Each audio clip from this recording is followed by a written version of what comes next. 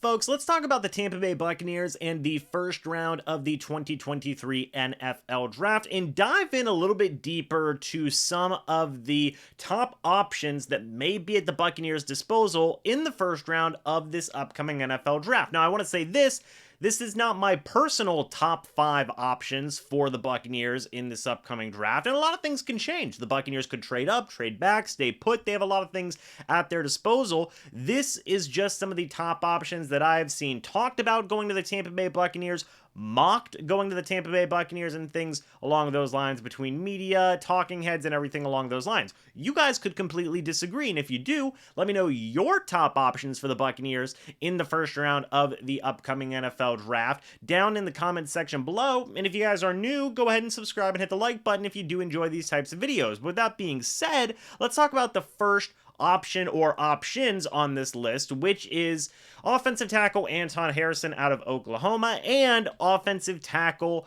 Darnell Wright out of Tennessee. And look, when I look at these two guys, firstly, Anton Harrison, it's understandable to see why, right? He plays left tackle. He has multiple years starting at left tackle at the collegiate level. The Buccaneers did get rid of Donovan Smith in the offseason. They released him. He is not signed with a new team yet as of the recording of this video, and I think that Anton Harrison can plug in right away and be your starting left tackle. That one is a pretty easy one to understand. At pick 19, Harrison should probably be available. I don't believe that Harrison would be a player who would be selected before 19, although surprises have happened in the NFL draft before. He's a guy that I think would fit pretty darn seamlessly into this Buccaneers offensive line. You could keep Tristan Wirfs over at right tackle, and you would have a very good starting tackle duo for the Buccaneers for hopefully many years to come. Another situation where you can have, hopefully, a solid to great starting tackle duo for the Buccaneers for many years to come is Darnell Wright. And I put these two together because they're both in a very similar situation, Anton Harrison and Darnell Wright, just literally on opposite sides of the offensive line. In the case of Darnell Wright, if you do draft him out of Tennessee, Wright started pretty much at right tackle throughout the entirety of his collegiate career. He did have a couple of starts here and there at left tackle, but he is a right tackle going into the next level. This means that you would most likely move Tristan Wirfs from the right side of the offensive line to the left side of the offensive line, which is something that fans and media alike have been talking about for many weeks now, and even in OTAs and voluntary practices, Tristan Wirfs has been practicing both at left tackle and at right tackle. So there is reason to speculate that, yeah, the Buccaneers would totally be interested in Darnell Wright at the right tackle position and taking him at pick 19. Both in the case of Anton Harrison and in Darnell Wright as well. Both players were, or I guess I should say, have had top 30 visits with the Buccaneers, so the interest is certainly there. And I think any way you slice it, getting Anton Harrison, right, I think that gives you a top-tier left tackle coming out of this NFL draft, and you would have a good tackle duo between Harrison and between Tristan Wirfs as well. In the case of Darnell Wright, I think that you would be getting an incredible right tackle, and you would be running the experiment of playing Tristan Wirfs over at left tackle. Would that work? Would that not work? We would have to wait and see, obviously, but if it did work, man, oh man, the Bucs would have an incredible tackle duo. I mean, I would argue that the tackle duo of Darnell Wright at right tackle and Tristan Wirfs at left tackle, if Wirfs is as good at left tackle as he would be at right tackle, would be better than Anton Harrison at left tackle and Wirfs at right tackle, just because of how absolutely insane that would be. But those are the first two top options. I have them together as, let's say, one of. Then this isn't in any particular order, right? Like Anton Harrison and Darnell Wright are not ranked number 1 in this list. They are just one of the options, and I put them together because they both play tackle. Moving on next to another top 5 option here for the Buccaneers, potentially in the first round, you have interior linebacker / edge defender Nolan Smith, and I like Nolan Smith a lot, man. This dude is probably, I would say, currently my favorite defensive prospect coming into this upcoming draft. And I know that people may say, James, you've bought into the hype, you've bought into the athleticism, but let me tell you this.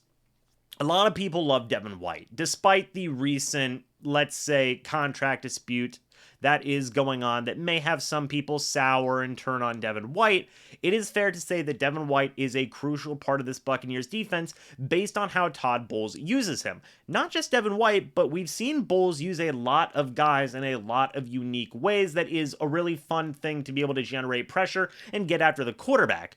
You had a guy with the athleticism and just overall raw potential of Nolan Smith in this Todd Bowles type of defense, and I think you have a match made in heaven. I really do believe that. And while the numbers weren't necessarily there for Nolan Smith in terms of sack numbers and all those other different types of things, Smith was still very effective as a pass rusher, as a run defender, and as just a pure tackler as well. And I think a guy like Todd Bowles, a really just unique defensive mind, would be salivating at the chance to use a guy like Nolan Smith in his defense, to pair him up with Devin White, with Levante David, with Joe Tron-Shawinka, Shaq Barrett, Anthony Nelson, the defensive line that is there as well. Nolan Smith could be phenomenal. I really, really, really do believe that. And I think that it is a perfect fit for the Tampa Bay Buccaneers defense with how they want to use guys. Could even be a potential eventual replacement for Devin White as well, depending on how those contract situations go. And it just makes a lot of sense to me. Nolan Smith is another top option here. You then also got to take a look at the secondary, specifically Brian Branch out of Alabama. Now, this is one that has gotten a lot of buzz from fans and media and whatnot, and a lot of people have mocked Brian Branch to the Buccaneers.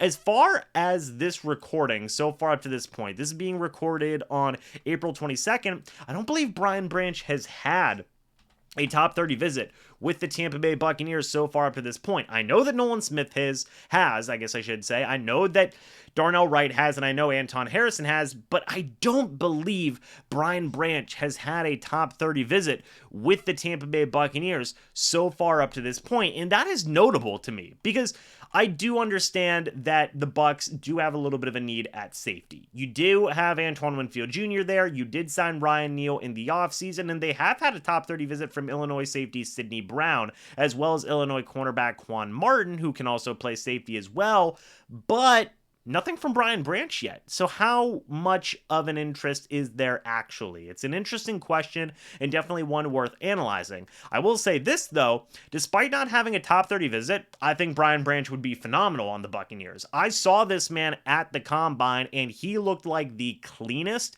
just most uniform secondary player in the entirety of the draft. Everything that he did looked like he was just a football machine. He did not make any types of mistakes. He was on point throughout the entirety of the combine process. You can go ahead and look at film as well. Brian Branch seems like a very complete package. You take a guy like that, you pair him up with Antoine Winfield Jr., and you put him in a situation that very much benefits safeties, a place that has been known to develop safeties basically at this point under Todd Bowles. We've seen many safeties rebound or have good years under Todd Bowles, and I think that that would be is it the best safety duo in the NFL? Young safety duo? I think that that is a pretty legitimate argument that you could make if Brian Branch were to be drafted by the Tampa Bay Buccaneers.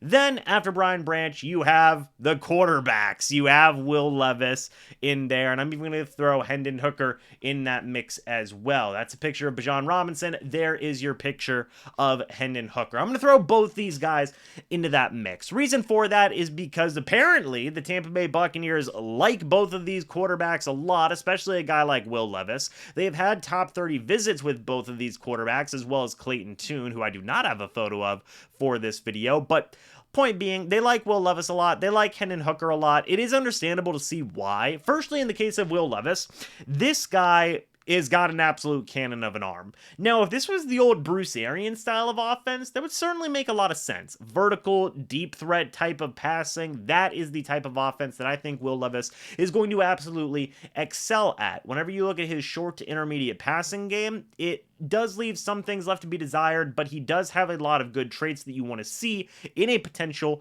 franchise quarterback. The issue I have with Will Levis is he even going to be there for the Tampa Bay Buccaneers selection? And that's why I said at the beginning of the video that the Buccaneers could possibly trade up. I mean, hey, why not? If it's to go out there and get the guy that you believe to be your franchise quarterback, why not go for it? But I have Will Levis in here simply because of the amount of interest that has been talked about from the Tampa Bay Buccaneers.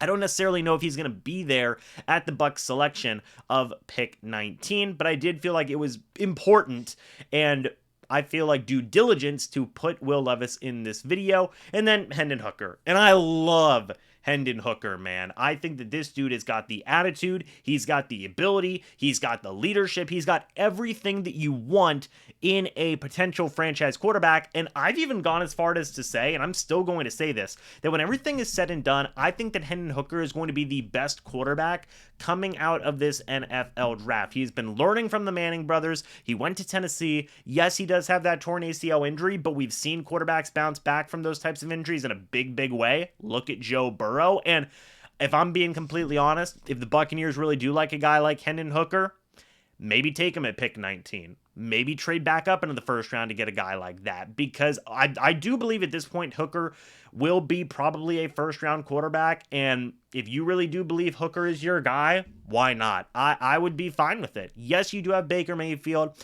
Yes, you did draft Kyle Trask in the second round. I really do believe that Hendon Hooker is a very, very, very unique talent at quarterback.